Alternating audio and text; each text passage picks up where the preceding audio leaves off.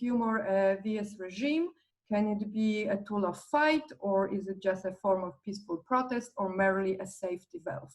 According to the relief theory of humor, it can play a therapeutic and cathartic role, and Sigmund Freud believed that it allows people to express forbidden thoughts, and therefore is a coping mechanism. In Soviet bloc, the laughter was giving people the feeling of freedom. It helped integration and bond forming, and that helped people to organize and fight the regime. So this is the information about the retrospective and the idea behind my research. And now I will talk a little bit more about the film itself. So first of all, this is like the most famous film of all 8 that we have shown. It was actually distributed in many other countries outside Poland back then. It was released in 1984, what a year.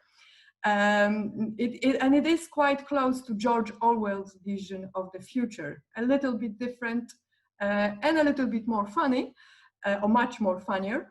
But yeah, that was exactly the year when the 1984 was supposed to happen. Now here we have the beginning in 1991, which was already the future when they were making the film. It was filmed in 1983. So in 1991, we actually got rid of communism in Poland already. But in this film, the political situation is not really mentioned. They even say, you were supposed to, bring us back from hibernation, no matter what political situation is. So they are trying to avoid politics talking about about politics, but it is there because it shows totalitarian regime, and everybody who watched this film knew what it's symbolizing.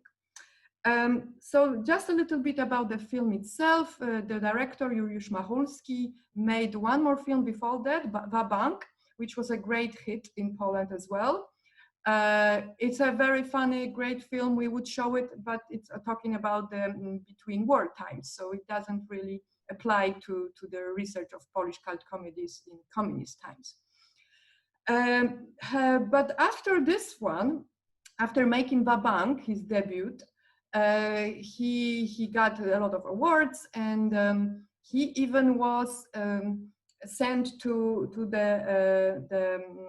well, he went to America, and he had few internships, and when he finally wanted to make Sexmission, the second film, the problem was that he was refused the green light, because remember, if you heard other of my talks, you will know that every script back then in communist times had to be approved, and then the film would be watched and the censors would have a look at it. And in this case, theoretically everything was fine, the studio was ready to start, and then the director find out that it's not gonna happen. So they just stopped the production, and the reason, well, they haven't started the production yet. The reason given was that it will cost too much because of the science fiction, all the special, well, costumes, decorations, but also obviously the special effects. They were very making a big impression, right? In those times they were.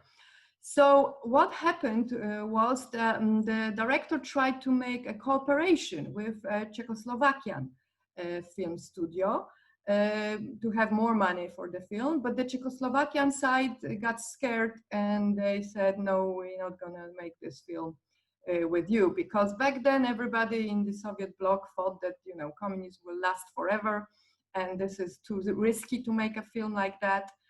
Fortunately for Machulski, he found another film studio in Poland who decided to do it. And then he was lucky because the censors didn't really intervene in this case, which was unusual on one hand. On the other, it's 1984 already. So as I mentioned before, the regime was getting weaker and weaker with each decade. But there is also a theory which Czesław Miłosz, for example, believed in. He was a Polish poet and Nobel Prize winner. And he said once that he believed that the censors didn't intervene because they were anti-feminist and they liked the idea, and they took it like for the value of the story. So they were pretending they don't see all the allusions to USSR and totalitarian regimes, and it was just a comedy making fun of women, and especially feminists and the League of Women.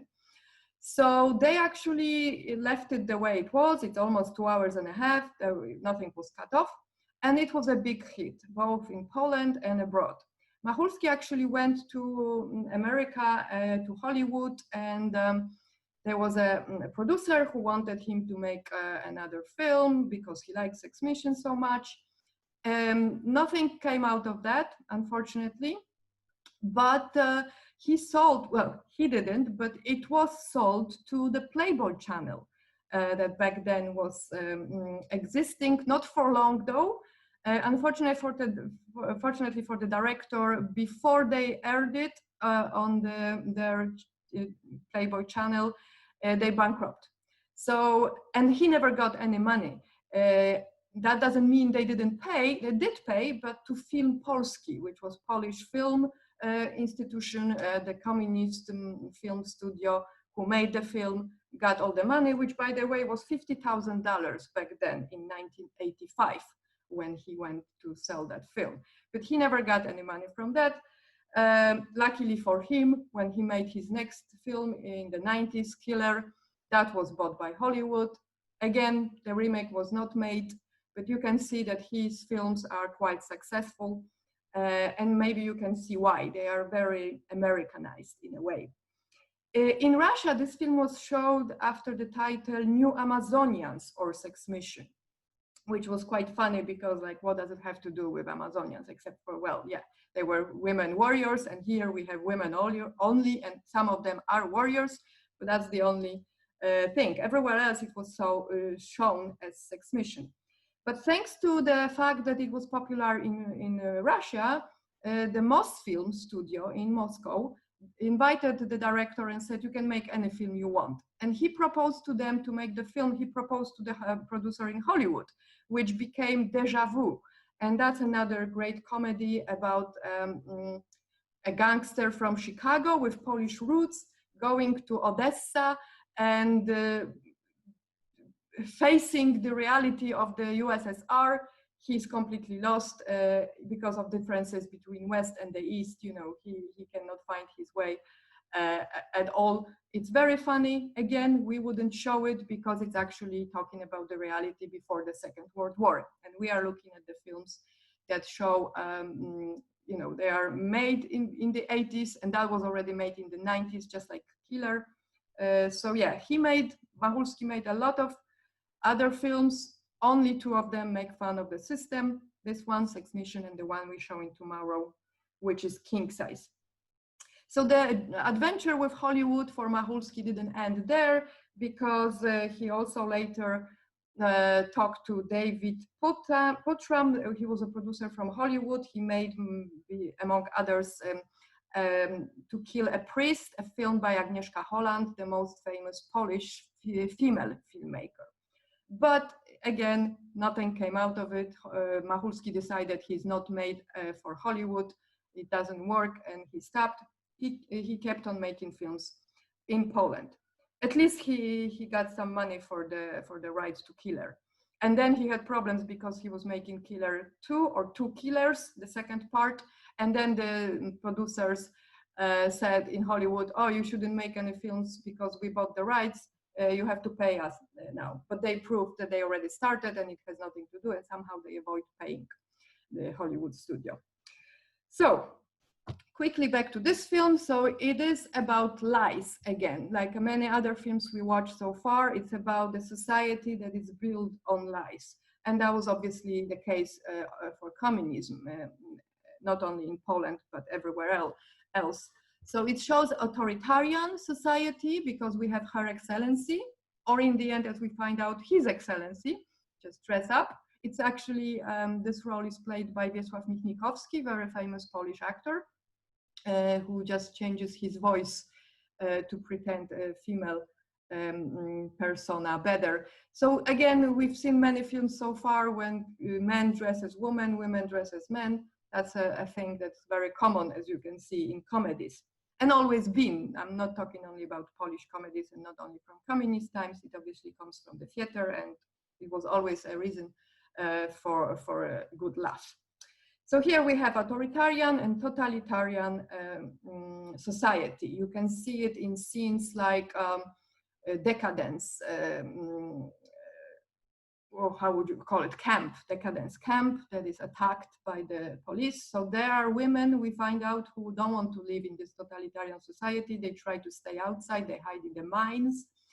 And then the ones who are captured, as we see in one scene before, they get out of the train and they are forced to work in the mines. So we can see that they are kind of like political prisoners. So everything is a symbol of the communist Poland, really, and communist country in general. In this case, we cannot talk about Poland only, I believe it's more a symbol of totalitarian regime in general. So the methods they are using, even when we see the situation of those two poor men, they are watched, they are listened to, they are, you know, kept closed in a room without windows, and and they are waken up with music and lights. So it reminds us a little bit of prison. Same with the place called Asylum, where they keep all their women, which is kind of like a madhouse slash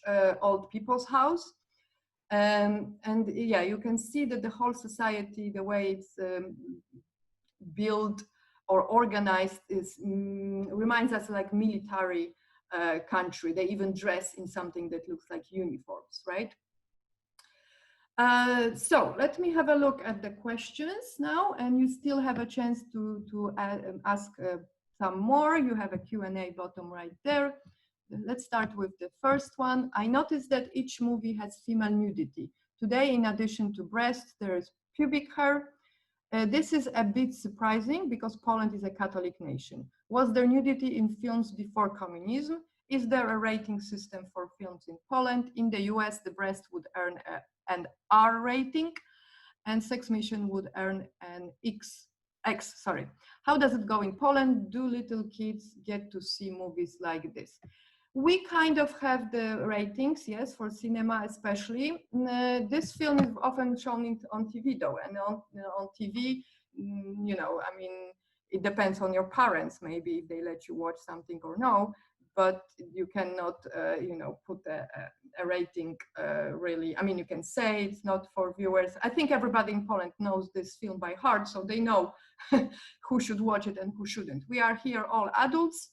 So hopefully you were not too shocked by the last scene or any other. Yes, there was a lot of nudity here. In a way, it was very natural and what's the word? Innocent. Because remember, this is a society of women. They are all sisters, right? So they do not feel ashamed of their bodies in front of each other. They don't think that way even. So that was used, obviously, as a reason to show a lot of nudity. Poland back then in the 70s and 90s was like everywhere else, I would guess. And if you think about it, in America or Western countries, especially 70s, I think, you know, was the time when nudity was quite normal. It was later that it would be imposed different kinds of ratings and things like that. So Poland was similar in that sense. In the 80s, there was no problem. Yes, Poland is a Catholic nation, and we talked about it before, but remember, it was also a communist nation in which theoretically the morality was supposed to be a little bit different, at least officially. So, you know, there was no problem with the female body, especially they have very good excuse. As I mentioned before, you know, it was a society of women, so why wouldn't they get undressed in the elevator before going to the swimming pool? So now you have rating system for the cinemas. You will have either films for children that is said, you know, in the newspaper, or for example, it tells you that it's for children. Then you will have with adults only, which means you can come with a parent. If they allow you to watch it with them, you can watch it. And then there will be the R ratings above 18, because that's the age when you become an adult in Poland. I hope that answers this question. So yeah, it was not surprising too much back then, I don't think, for people to see nudity. Next question. Oh, it's actually two questions. So I'm not sure, but is this movie trying to compare a communistic society with feminism? I appreciate if you can share your thoughts. Maybe not even compare, it's using this feminist ideas. Well, and yeah, you can say it compares, but it compares kind of like a feminist, a totalitarian society with communist society. It's just an idea. I mean, it could be the other way around, or it could be something else.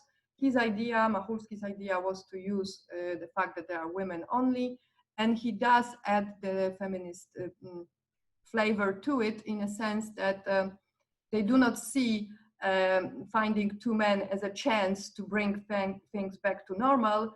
They are taught from childhood that men were using women. So they do not want them, which Max hoped for a second. He said, well, it's just two of us, so many of them, it could be paradise for us. Unfortunately, it doesn't turn that way, because that's not what they want. They want to either exterminate them or naturalize them, which means obviously changing them into women. And as an old lady, the oldest lady alive, says, for them it's worse than death. So that's a very interesting approach, right? So let's talk a little bit about feminism here. And I did mention that a little bit before, but we cannot avoid this subject here today. Feminism in Poland was not really too welcome. Back in the communist time and in those time, or the 80s, 1980s, it was seen as something from the outside, something from communist ideology. Surprise, surprise, right? Because in communism, a woman was supposed to be equal. She had to put work and private life together, be both mother and wife and perfect worker at the same time. So, it was quite hard to put all those roles together. And Polish society is very traditional, always have been. We mentioned in the Catholicism. So in a way, communism was seen as something imposed by the Russians. It's quite interesting when we look at it now, that something that helped us to survive communism by holding to our old traditions and changed us, in a way, changed us from being victims of somebody to become the oppressor of the others. Because after the system changed, we kind of refused feminism. Completely, it became the F word, which means the worst word you can use. Nobody wanted to say they are feminist. They would say, I am not feminist, but, which obviously means they are. They just don't want to call it this way or not even realize. So yeah, that's the problem now, because in Poland we have problems with women's rights, LGBTQ rights. Everybody who's not white Polish Catholic is seen as outsider, traitor, foreigner, you name it, whatever you want, right? So the society is divided half more or less right now. Some people are liberals, holding on to the European Union. The other half wants to leave European Union. I guess they were just looking at Brexit to see what happens to England. I think it's similar to Hungarian situation right now. We'll see what will happen. We actually have elections tomorrow, presidential elections. So we'll see which ways the society will decide to go. Yeah, so this is the situation right now. The idea or archetype of Polish mother sacrificing herself for her children, her husband, sacrificing her career, her dreams and everything is very lingering on. And it's seen as the role of the female. So here, obviously, the society, on one hand, at the beginning, when we see it, it looks great. They're getting very well, getting on. In the end, we find out that it's based on lies, and it was used to show the totalitarian system. But it was just an excuse, I believe. And tomorrow we will see another Machulski film that is also talking about a totalitarian sister under a costume, this time of a fairy tale. And now he's using completely different. It will be kind of opposite. You will see tomorrow what I mean by that. So yeah, you know, it's just an idea for a film, I believe. I hope I explained this one. Let's move on to the next one. If you have any, you know, following questions, you can always add them. Unfortunately, I've missed a few days participating in your festival. Is there any chance to get access to previous movies and Q&A sessions? Yes, so we do have access to all of those films till tomorrow, as I mentioned before. If you email me, I will send you all the links and passwords. And then also we are recording all our Q&As, and they will be available. We will inform you, you will get an email when they're ready to access. And question number 3, from the same person, were the German dialogues, like when that robotic security guard asks for ID pass, was it part of a dark comedy? Was it referring to the old history between Poland and Germany? Yes, it was. So we talked a lot about relation between Poland and Russia. Let's quickly talk about the relation between Poland and Germany. I did mention before that those two countries always wanted to meet in the middle, and the middle was middle of Poland. So we do have historical issues with both our neighbors. Besides, who doesn't? Everybody is usually fighting with their neighbor. So that's nothing particular or unusual. But yeah, this was making fun, obviously, of the fact that we have like kind of a love-hate relationship with Germany at that time. Especially there were two Germanys, right? Eastern and Western. So on one hand, we would like hate the Germans, right? Because they attacked us many times, not just during the Second World War, but before many times. On the other hand, there would be this love relationship because you could go to Berlin, that's the closest capital of any other country, and the easiest to get because, you know, it was Western city, but in the eastern part, to which you could travel. So people during the 80s would go there a lot for so-called Saxy, which meant going to the West to work, doing manual hard jobs to earn some money in another currency, and then coming back to Poland, exchanging that money, and, you know, being able to live great life. Dollar was very, very high back then. If you had dollars, you could, you know, buy a lot.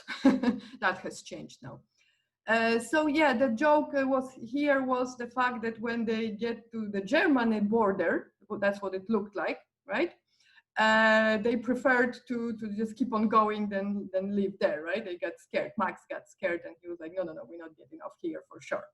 So yeah, it was just like a joke, a very, very episodic one. There was no mentioning on other countries ever again. It looked like it was really just one country with those decadence camps, and then there was this border, which was really interesting. I hope that answers this question. Let's move on. Hi, Anna. The men appeared to be the heroes of this film, while the women are generally the victims. How was this film received by women at the time? Did they look favorably at this depiction? Sorry, thanks. Okay, yes. So I must say, let's start with how was it received by women at this time? It was received quite well. Now, let me explain why there was no problem with it. Because we were used to exactly the reality we see in that film. Women were used to being treated the way they were treated. Albert, in one scene, is talking about the fact that in the 20th century, the end of 20th century, women were put on the pedestal. We men, he says, were giving them flowers. We would love them. We would write poems for them. So women were treated as somebody better, in a way, you could say. But the problem was they were not treated equally as equal humans. So they were treated either better or worse. It was the so-called Madonna whore complex, which means a woman can only be either a saint, a virgin, or a whore. And again, you know, excuse my French, but that's not my words. I'm just quoting here. So yeah, that would be, you know, the very weird situation, which is known in film theory, that when you watch a film, you actually feel like you are, oh, and I'm missing the word right now. You are not looking at people who are like you as heroes. You identify, that's the word I'm looking for, you identify with the, in this case, male heroes. So women watching this film would actually identify with Max and Albert. That was the case for, let's say, Native Americans watching Westerns. It's well, you know, proved in academic writing that they would be on the side of the cowboys and treat Indians as enemies in a way, because the cowboys were winning, until obviously the revisional Westerns, when the roles switched and it was more shown different from different perspective and, you know, more close to the truth.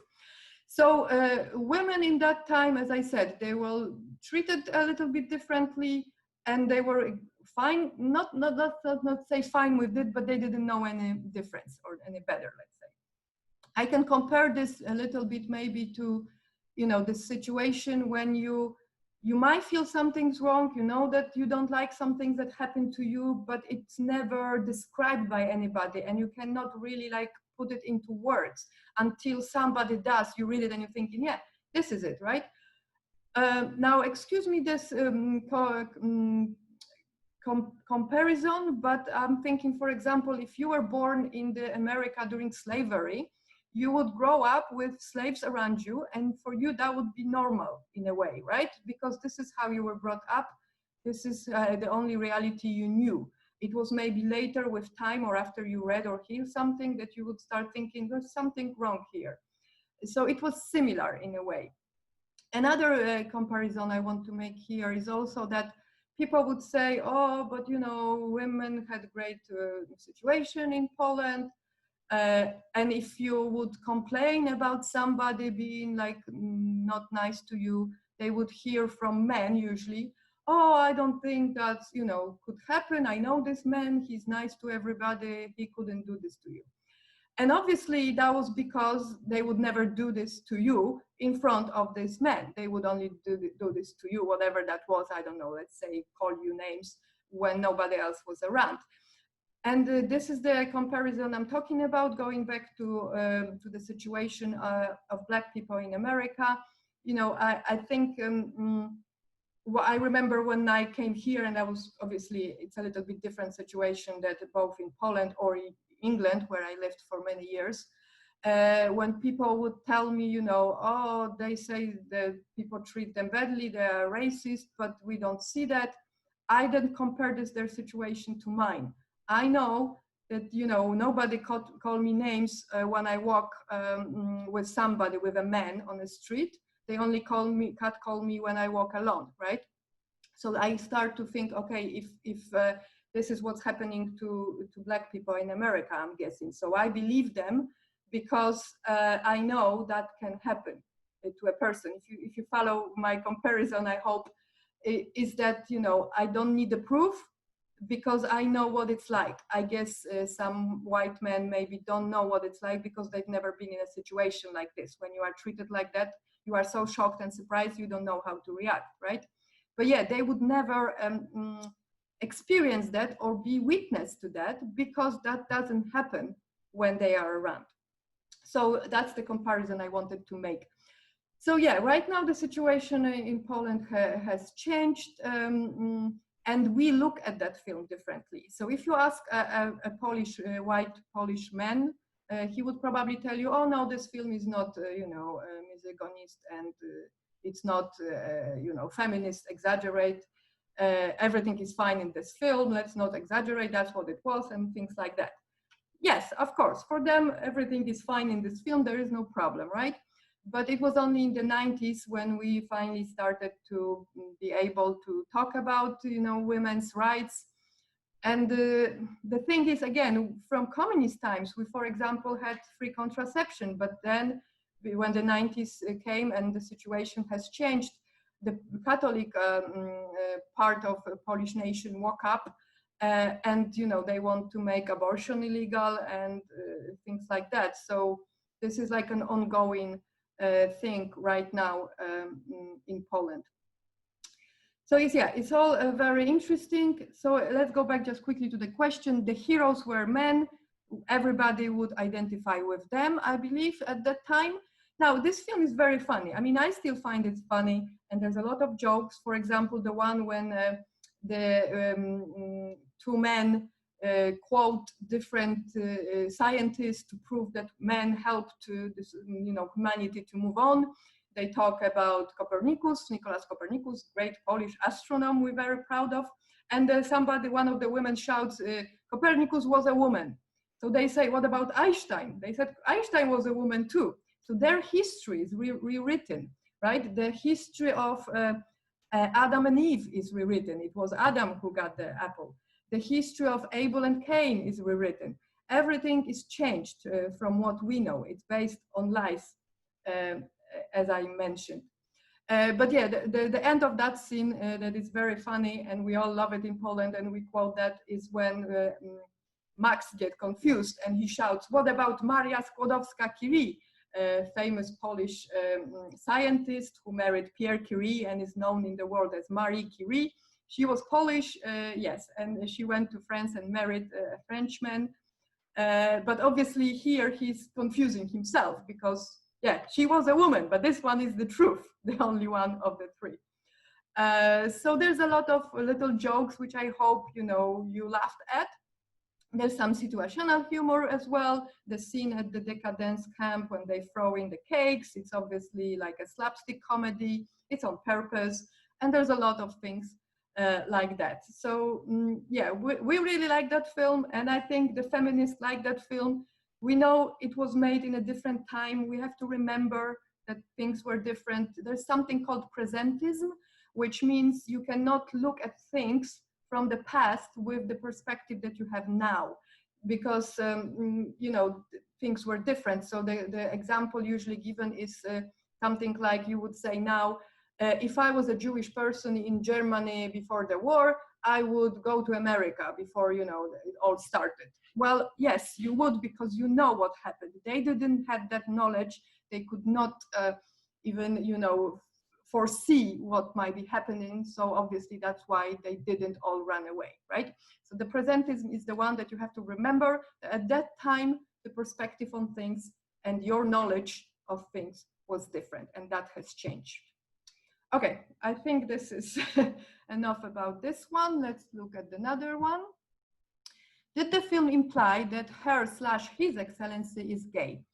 No, I think it was more applying, well, he had no choice. He was dressed by his mother as a girl. She was hiding him so he wouldn't get naturalized. He was a man, but he was, as he said, very shy with women. Maybe he was an impotent. Anyway, he didn't take advantage of the fact he was a man. He actually was hiding it, and he was hiding it so well that he was chosen her/his excellency in that society. And he looks like he's the only other man left, because he said every other boy who survived by accident or miracle, there was a few of them, as he mentioned, was naturalized, which means changed into woman. So yeah, I think he was just, so scared of being caught, because then he would be naturalized as well, that he never tried to, well, pick up any of those women like Albert and especially Max. Max tried to do, right? Max is the funniest, obviously, of the two in this film. Okay, next question. The actress who played Lamia, whatever became of her, is she still alive? Oh, that's an interesting question. I mean, I know she didn't play any other, well, not many other films. She's not very famous. I don't know if she's still alive. So I do not know the answer to this question. I do not even remember her name, because this is the only film I know her from. But we can easily Google that. So I will have a look at that later, or we can, as I said, we can just Google it. She might be still alive, but she's not a famous actress. There is a lot of famous actresses in that film that we know. But yeah, this is her only famous role, really, that Machulski gave her. Let me just check the comments part. Are there any? Oh, this is the same question. The actress who played Lamia, whatever became of her. She's very good in that role, though, we have to say, right? We have to admit, because she's almost perfect, really. Her face and the way she plays. Let me just quickly check what was she doing before or after.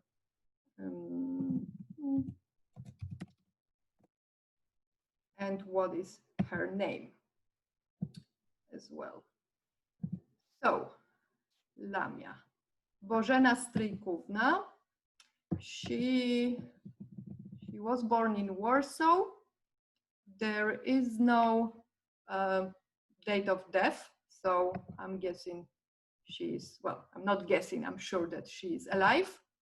She doesn't really play in many films. She didn't play in many films as an actress. Yeah, on IMDb, the Internet Movie Database, we only have 3 titles. She played in 1981 in a German film, and my German is not very good, so I'm not even gonna try to read the title. Then she played in Sexmission in 1984 and Matka Królów in 1987. Oh yeah, I'm sorry, that I remember that she had a small role in that film. Matka Królów is also very famous Polish film from the 80s, not a comedy at all though. So she only played in 3 films. This was her only main role. And then she stopped playing. I do not know her life story, so I don't know why she would stop. It was a case quite often though. I mean, it would happen that people, you know, actresses sometimes would disappear after playing one film. Sometimes there was a story behind it, not always good. For example, Knife in the Water by Roman Polanski. The lady who plays there, I believe her last name was Umeńska. She disappeared. She actually went to the West, and yeah, she never played anywhere else. And besides, Polanski just found her kind of like on the street, like the way she looked, and then hired her for a film.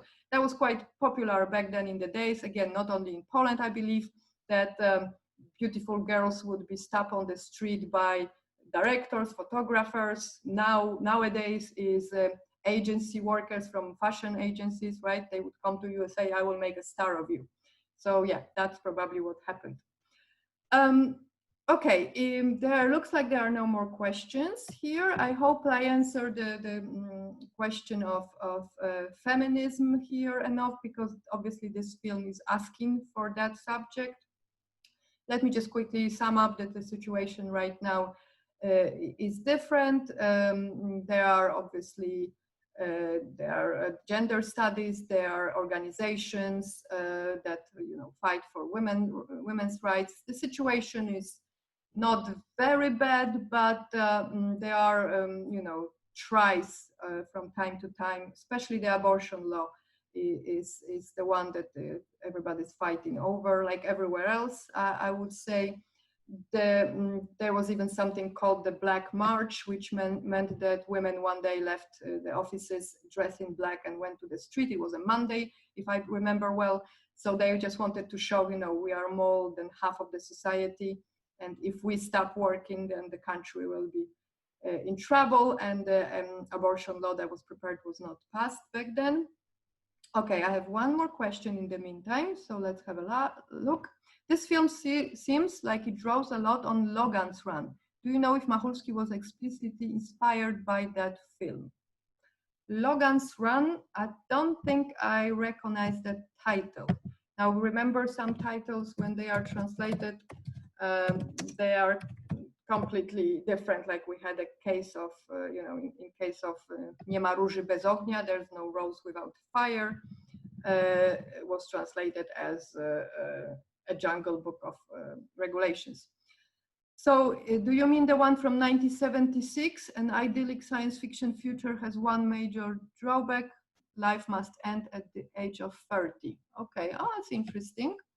Well, probably it's very possible that Machulski had no chance to watch that film, because you have to remember that in those times, Western films were not really shown or distributed in the Soviet country, Soviet bloc countries. So we only watched all the films that you know and love in the 90s, or it was very rare that some of them would get into cinemas in a very small amount of copies, only in big cities. So we kind of rediscovered everything in the 90s, sometimes 20 or 10 years later. Things like the the absolvent. Oh, what's the English title? I'm sorry, but The Graduate, I believe, was the English title, with Justin Hoffman. This kind of films, or The Day of the See, the Polish titles are exactly completely different. The Graduate, yeah, that's the one I was talking about.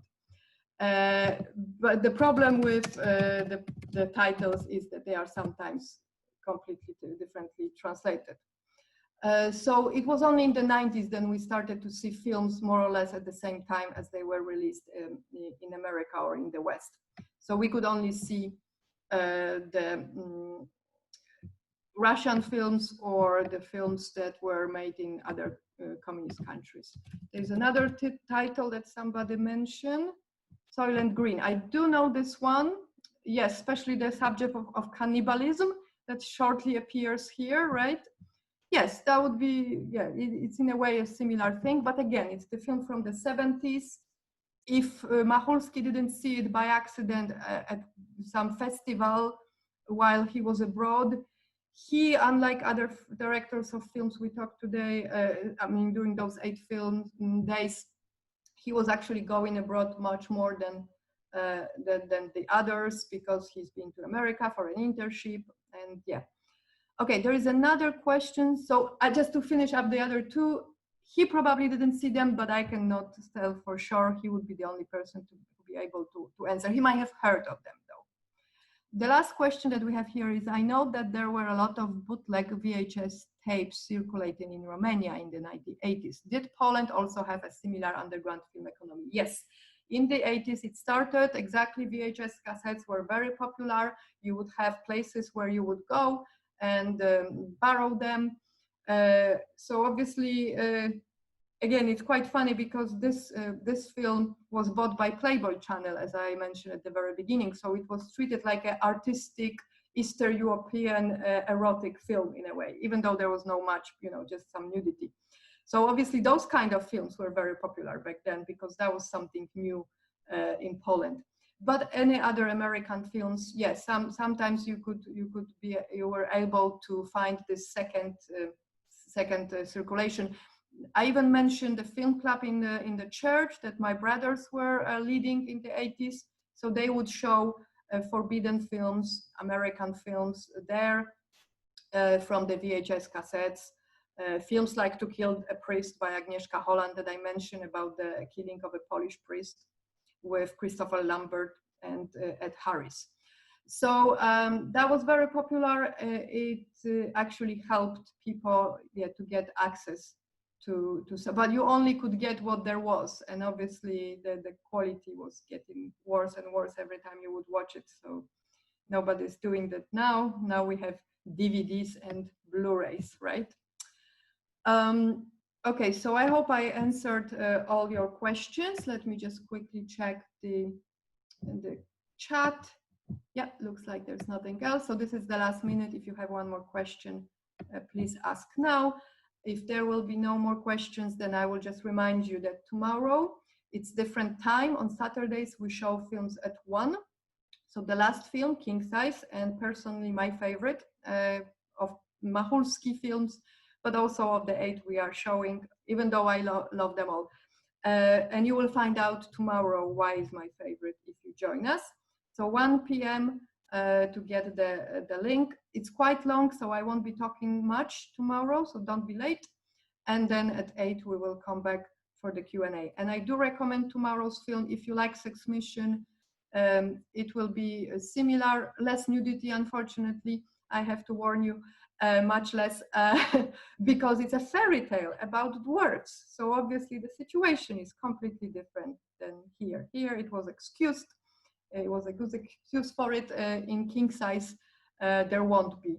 It's like a fairy tale, but not for children, trust me. Okay, so yeah, tomorrow, King Size, Machulski's film, our king of comedy in Poland, guy who almost made it in Hollywood, who now is, you know, very, very famous.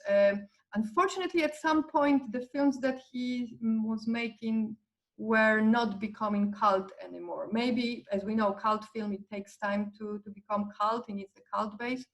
But the last one really was Killer, and Killer of Dwóch a little bit as a sequel to Killer. But yeah, he's still making films or working in the TV lately. But the films that he's making now don't gain that status of a cult film. Sexmission did though, and other films as well, King Size 2. And King Size was made almost in the end of the 80s, so it will be really a very good film to end up our cycle and our retrospective for other reasons that you will find out tomorrow as well. I think it's a very nice, closing film. So I invite you to come back tomorrow. As usual, it was a great pleasure for me to share the knowledge with you and answer your questions. And I hope that you will find time for us tomorrow at 1 p.m. Thank you again. Have a nice evening and see you tomorrow.